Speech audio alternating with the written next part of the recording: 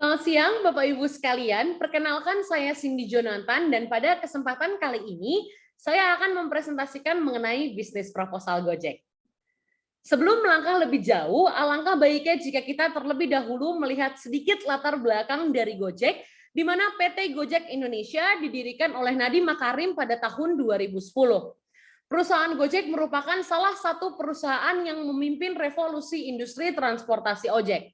Awalnya, Gojek bekerja sama dengan pengendara ojek konvensional berpengalaman di berbagai wilayah di Indonesia, seperti di Jakarta, Bandung, Bali, dan Surabaya, hingga sekarang telah menjadi solusi utama untuk berbagai hal lainnya, seperti mengirim barang, membeli makanan, berbelanja, dan lain sebagainya.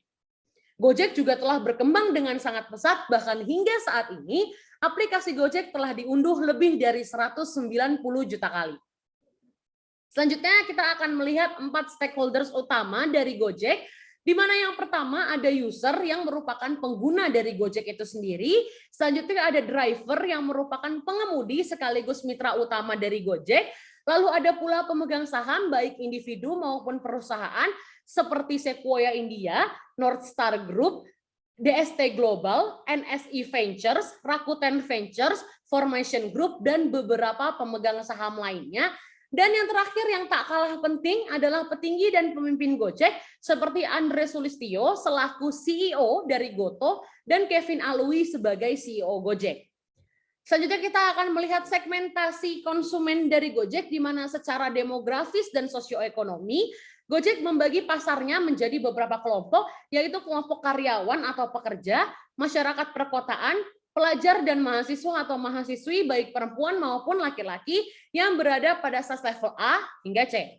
Sebagai sebuah perusahaan teknologi modern, Gojek tentu memiliki segmentasi psikografis pasar yang sangat spesifik, yaitu konsumen yang berada di usia produktif, mengetahui betul cara menggunakan smartphone dan internet, berada pada kalangan kelas menengah ke bawah, menengah hingga menengah ke atas, dan memiliki mobilitas yang sangat tinggi.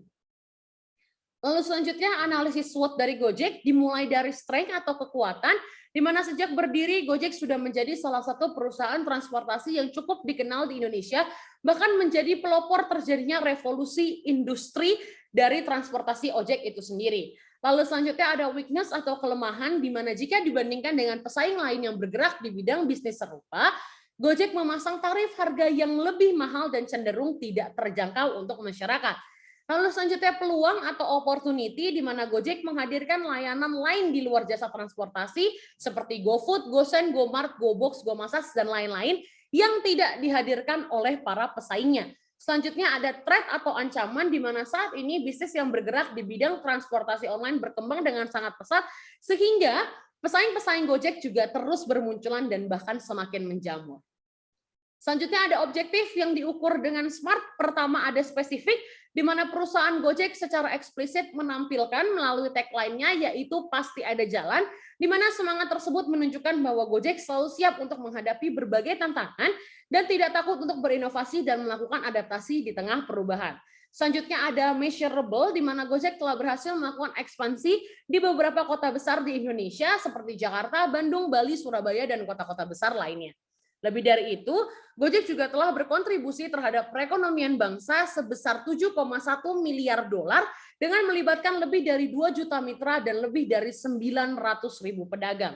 Selanjutnya ada achievable, di mana untuk melakukan ekspansi ke luar negeri, dimulai dari target kecil, yaitu dengan melakukan campaign awareness yang dapat dikampanyekan hingga ke tahap global atau setidaknya dapat menjangkau negara-negara di kawasan Asia Tenggara.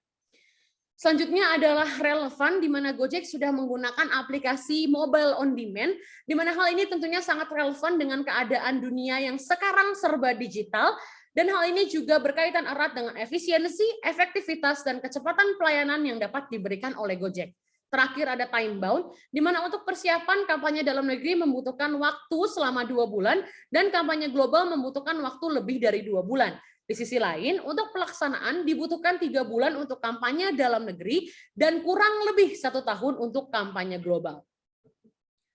Selanjutnya ada core values dari Gojek, ada 10, dimulai dari collaborate with passion dan diakhiri dengan shoot for greatness. Lalu selanjutnya, Layanan yang digunakan pada campaign Gojek kali ini adalah GoSend dengan tema Safe Speedy Delivery atau layanan logistik terpercaya, cepat, dan aman. Lalu berikut adalah analisis media Gojek berdasarkan Peso. Yang pertama ada paid, merupakan pemasangan iklan-iklan suatu brand dengan membeli atau membayar space untuk iklan, terdiri dari billboard GoSend, LED billboard screen untuk promosi iklan GoSend, pemasangan iklan media cetak dan elektronik mengenai jasa GoSend. Selanjutnya ada earn, di mana brand mendapatkan media ini karena prestasi dan kepercayaan yang didapatkan selama brand beroperasi. Ini dapat berupa blog reviews mengenai layanan GoSend dan juga app reviews dari Gojek itu sendiri. Selanjutnya ada share, di mana brand dapat mendistribusikan konten marketing dan promosi melalui postingan pada sosial media tanpa membayar sama sekali, seperti Instagram, Facebook, Twitter, YouTube. Keempat, media sosial tersebut merupakan akun resmi dari Gojek. Lalu terakhir ada own, yaitu media yang dimiliki oleh Gojek, terdiri dari website resmi, aplikasi smartphone, blog, dan pastinya media sosial. Selanjutnya ada key message, sebagai jasa layanan logistik, Gojek berpegang teguh dalam nilai-nilai ini, di mana kita dan menempatkan pelanggan kami sebagai prioritas utama. GoSend siap menghadapi setiap perubahan terencana maupun tidak dalam situasi apapun dan tetap berteguh untuk menjadi korporasi yang mempromosikan kemajuan teknologi dan inovasi kreasi demi masa depan yang lebih baik. Selanjutnya, berikut adalah taktik, yaitu untuk meningkatkan brand knowledge dan benefit dari penggunaan GoSend pada kisaran umur 18 hingga 40 tahun dengan menumbuhkan rasa kepercayaan bahwa GoSend memudahkan masyarakat untuk mengirim barang lebih dari satu pesanan sekaligus, serta mengirim barang apapun secara aman dan cepat, serta dapat digunakan di seluruh Indonesia. Selanjutnya, ini adalah timeline dari kampanye yang akan kami lakukan. Lalu Human Resource, ada pendirinya yaitu Nadiem Makarim dan Chief Human Resource Officer Monica Odang. Lalu masih dilanjutkan dengan Human Resource, Gojek adalah perusahaan berbasis teknologi yang memanfaatkan crowdsourcing atau memanfaatkan sumber daya dari masyarakat sekitarnya. Dalam menjalankan roda bisnisnya, Gojek membutuhkan bantuan dari masyarakat dengan menjalin kerjasama sebagai mitra driver atau mitra pengusaha. Lalu untuk measure dan evaluate, membandingkan dengan pesaingnya yaitu Grab berdasarkan riset Komunitas Konsumen Indonesia atau KKI pada tahun 2019, berdasarkan preferensi konsumen terhadap layanan moda transportasi darat urban di Indonesia, Gojek unggul dalam segala hal kecuali keterjangkauan tarif yang hanya mencapai 47%, dan tentu ini harus dievaluasi oleh Gojek, di mana ke depannya Gojek harus menawarkan harga yang lebih terjangkau untuk konsumennya.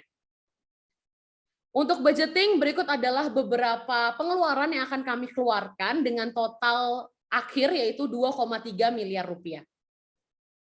Sekian presentasi mengenai brand proposal Gojek pada hari ini. Untuk perhatiannya, terima kasih banyak.